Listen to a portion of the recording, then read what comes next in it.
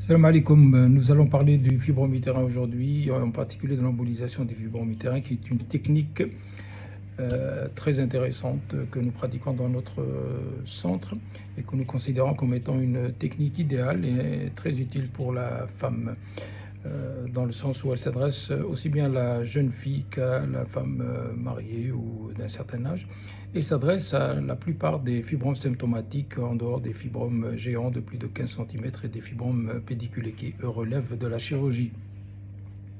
Alors, c'est quoi le fibrome utérin? Le fibrome utérin est une tumeur bénigne très fréquente qui touche plus de 40% de la population féminine en âge de procréer et qui est la plupart du temps asymptomatique, qui n'entraîne aucun signe, la femme ne se plaint de rien, qui involue, qui régresse en général après la ménopause. Donc c'est une tumeur relativement sympa. Sauf quand elle entraîne des inconvénients, des troubles et des dérangements comme des hémorragies, avec surtout des troubles du cycle menstruel, avec hémorragie importante qui peut arriver à des anémies. Quoique ici, on sait très bien que le fibrome est souvent associé à la dénomiose, qui elle est bien connue pour être encline à faire saigner. Donc on ne sait pas si c'est le fibrome ou l'adénomiose utérine qui saigne en général. Et puis, il y a également des fibromes qui, par leur gros volume, quand il atteint plus de 6-7 cm, peut comprimer les organes voisins comme la vessie ou le rectum avec des troubles urinaires ou des troubles digestifs comme la constipation ou voire des TNS, des envies d'aller à la selle. Voilà. Le fibrome utérin peut aussi être incriminé dans l'infertilité chez la femme, bien qu'ici encore beaucoup de femmes porteuses de fibromes arrivent à mener des grossesses tout à fait normalement. Alors, on va parler de l'embolisation. C'est quoi la technique d'embolisation?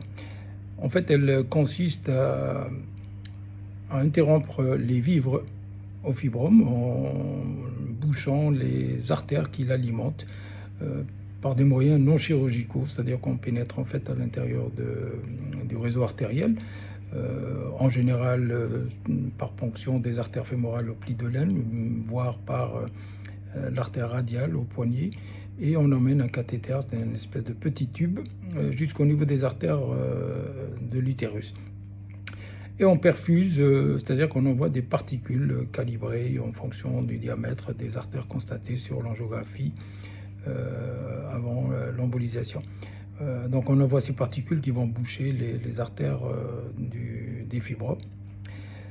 Alors, à quel niveau on envoie ces particules? En fait, on les envoie au niveau de l'entrée des artères utérines, au niveau de l'utérus lui-même.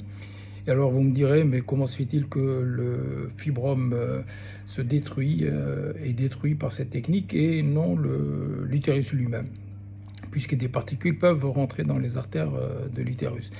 Ben, c'est tout simplement parce que les vascularisations du fibrome et de l'utérus sont complètement différentes.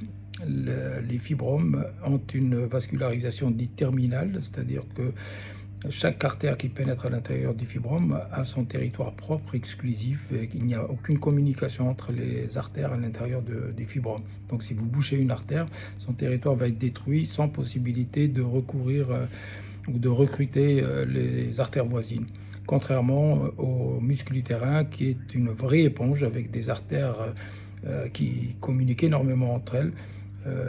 Vous bouchez une artère, elle va recruter à partir des autres artères voisines.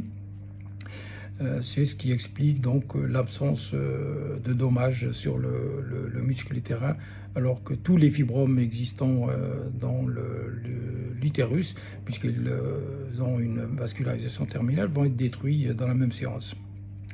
C'est ce qui explique l'absence ou la rareté de récidive de ces tumeurs après embolisation, contrairement aux autres techniques chirurgicales ou autres. Voilà, donc pour ce qui est de l'embolisation. Et c'est une embolisation qui ne modifie pas l'anatomie de la femme et donc peut s'adresser aussi bien à la jeune fille qu'à la femme qui a déjà des enfants ou Bref, donc à n'importe quel âge, on peut faire de l'embolisation. Alors, quels sont les fibromes qu'on doit traiter? Que ce soit d'ailleurs chirurgicalement ou par embolisation. C'est tous les fibromes qui parlent, qui sont symptomatiques. Soit parce qu'ils saignent, soit parce qu'ils font mal, soit parce qu'ils dérangent la vessie ou le rectum, ou qui sont supposés être à l'origine d'une infertilité.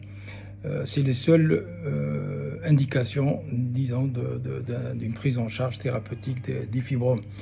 Tous les autres fibromes, on devrait normalement les respecter. Bien sûr, il y a des fibromes de géants, de grand diamètre, au-delà de 15 cm, qui peuvent relever à ce moment-là de la chirurgie, ou des fibromes qu'on appelle pédiculés, qui sont en dehors de l'utérus, qui sont reliés à l'utérus par une espèce de cordon. Cela aussi relève de la chirurgie. Tous les autres fibromes symptomatiques doivent bénéficier d'une technique non chirurgicale comme l'embolisation. Voilà, donc j'espère que je vous ai convaincu de l'utilité, de l'importance et de l'efficacité de cette technique et de son innocuité. Pratiquement, c'est la technique qui a le moins de complications par rapport aux autres techniques, avec des résultats tout à fait spectaculaires et très intéressants. Efficace pratiquement dans plus de 95% des cas. Voilà.